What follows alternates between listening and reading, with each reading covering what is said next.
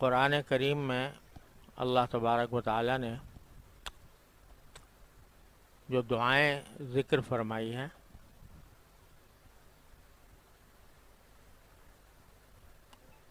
وہ یا تو ایسی ہیں کہ انبیاء کرام نے یا ملائکہ نے دعائیں مانگی ہیں، ان کا ذکر فرمایا ہے، یا پھر کسی دعا کے بارے میں تعلیم دی ہے کہ تم ایسی دعا کیا کرو،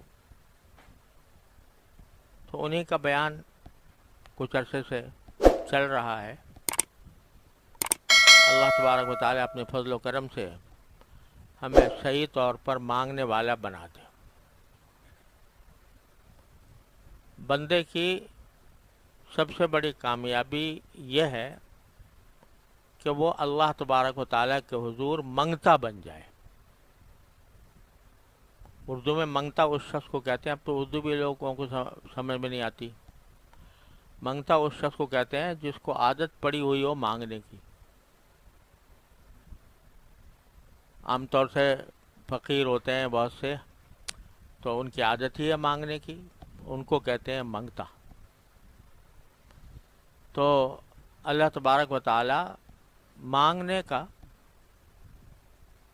عادی بنا دے، اللہ تبارک و تعالی سے اپنی ہر حاجت چھوٹی بڑی اللہ تعالی سے مانگنے کی عادت پڑ جائے، تو انسان کی سب سے بڑی کامیابی ہے۔ ہمارے حضرت حکیم الامت قدس اللہ تعالیٰ سرہ، اللہ تعالیٰ ان کے درجات بلند فرمائیں، وہ ایک مرتبہ اسی طرح دعا کی فضیلت بیان فرما رہے تھے کہ بھئی مانگنے والا چاہیے، دینے والے کے ہاں کوئی کمی نہیں۔ مانگنے والا چاہیے تو اللہ تعالیٰ کے ہاں دینے میں کوئی کمی نہیں۔ کسی نے کہا بھی ہے، کوئی جو ناشنا سے ادا ہو تو کیا علاج، ان کی نوازشوں میں تو کوئی کمی نہیں۔ تو یہ بیان فرما رہے تھے حضرت۔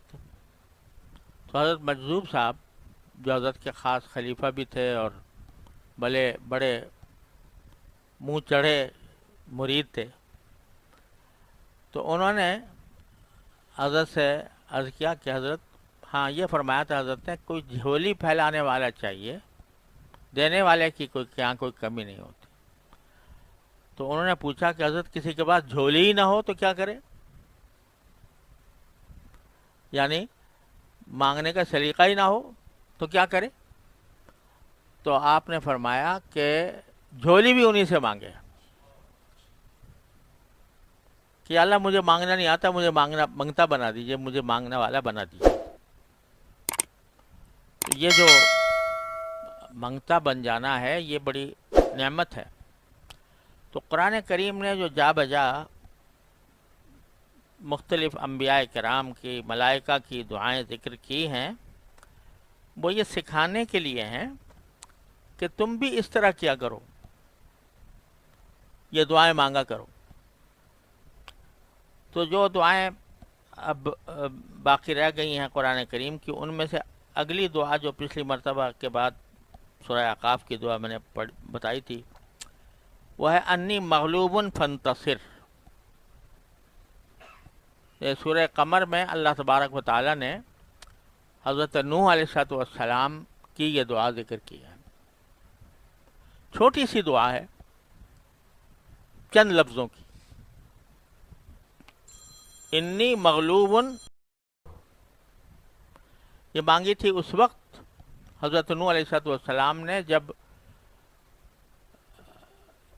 لوگوں کو توحید کی طرف دعوت دیتے ہوئے 950 سال گزر چکے تھے۔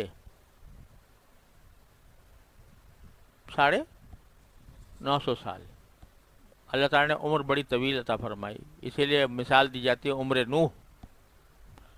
950 سال قرآن کریم نے صاف فرمایا کہ 950 سال رہے اور مسلسل دعوت دیتے رہے، مگر قوم تھی کہ ماننے پر نہیں آتی تھی اور دھمکیاں دیتی تھی کہ اگر تم نے یہ سلسلہ جاری رکھا، ہماری دین کے خلاف نیا دین لے کر آ گئے، تو ہم تمہیں پتھر ماریں گے، ہم تمہیں نکال باہر کریں گے، خدا جانے کیا کیا دھمکیاں دیتے تھے۔ اس موقع پر حضرت نوح علیہ السلام نے یہ دعا فرمائی کہ انی مغلوب فانتصر، اے اللہ میں مغلوب ہو چکا ہوں، یعنی میرے جو مخالفین ہیں، میرے جو دشمن ہیں، وہ مجھ پر غالب آ چکے۔ بہت کوشش کی میں نے، سورہ نوح کے اندر تفصیل سے اللہ تعالیٰ نے ان کی کوششوں کا ذکر کیا ہے اور دعاؤں کا۔ تو یہ دعا فرمائی کہ میں دوسرے میرے مخالف مجھ پر غالب آ چکے ہیں، فانتصر، لہذا آپ ہی میرا بدلہ لیجئے اور آپ ہی میری مدد فرمائیے۔ چنانچہ اس دعا کے نتیجے میں اللہ تبارک و تعالی نے مخالفین کو طوفان بھیجا اور طوفان سے ہلاک کر دیا۔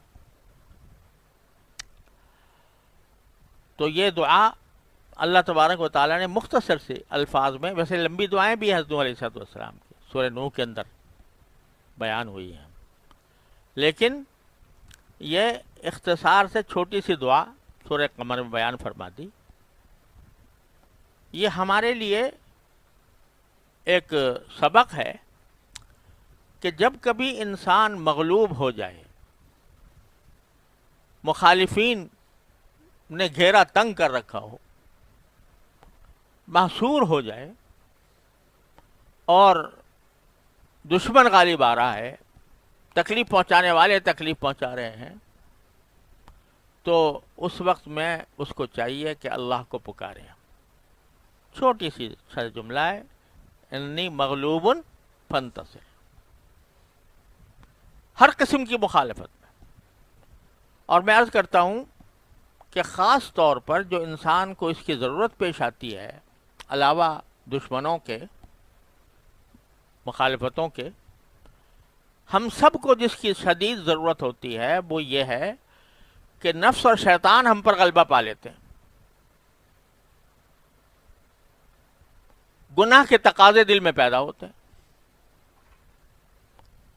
شیطان بہکاتا ہے، کہتا ہے کہ فلاں گناہ کر لو، نفس بہکاتا ہے کہ وہ لذتوں کا طالب ہے، تو لذتوں کی طرف آدمی کو بہکا کر لے جاتا ہے۔